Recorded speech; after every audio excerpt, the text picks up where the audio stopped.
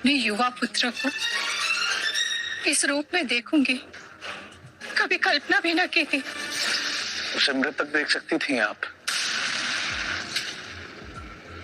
आत्महत्या करने जा रहा था आपका पुत्र।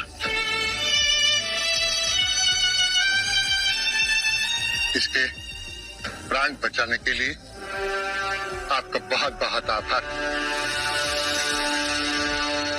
मुझे बहुत दुख होता है।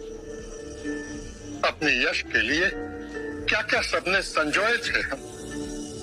सपनों के पीछे दौड़ दौड़ कर थक गया था पिताश्री। दिशाहीन व्यर्थ में जीवन गंवा रहा था। आज मेरे जीवन में परम उद्देश्य जागा है।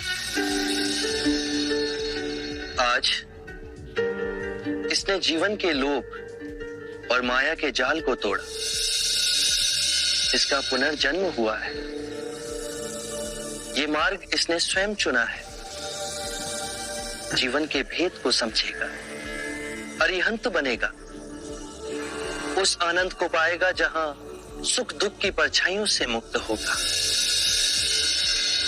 आप किस तरह का जीवन चाहते हैं अपने पुत्र के लिए? ऐसा जीवन जिसमें उसे खुशी मिले, जिसमें उसकी उन्नति हो। माँ, पिताजी, मेरा सुख और उन्नति अब केवल इन कमल चरणों में है।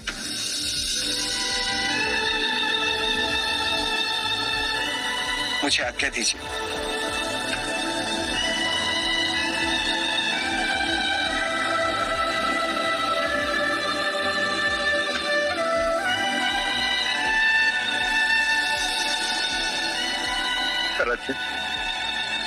ये मेरे पिछले जन्म का ही पाप होगा।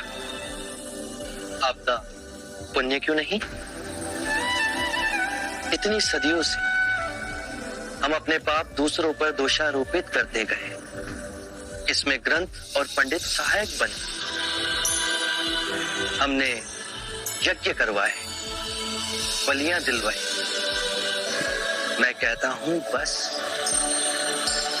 तुम स्वयं ही पाप का कारण हो और तुम स्वयं ही मुक्ति का द्वार बन सकते हो।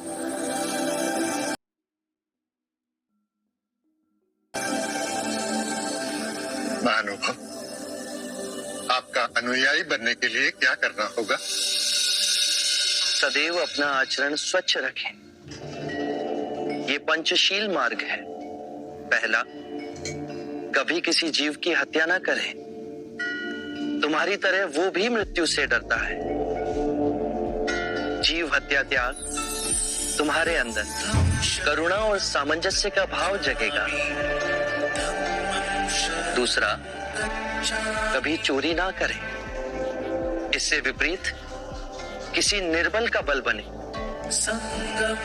तीसरा, व्यभिचार ना करें।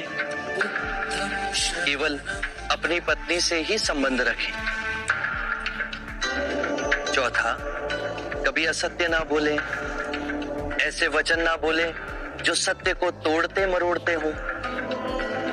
पांचवा, किसी भी नशीले पदार्थ का सेवन ना करें। मेरा मार्ग सरल है पर कठिन है।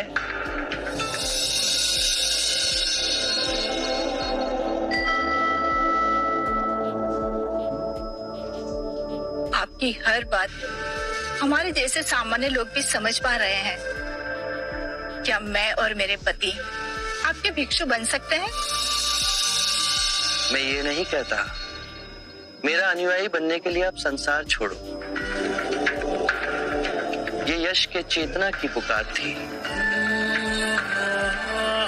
आप जीवन के नित्य कर्म में रहकर भी मेरे अनुयायी बन सकते हैं। आरंभ हो गई निर्वाण प्रथा, सुनो सुनो ये बुद्ध कथा। चार आर्यक सत्य है।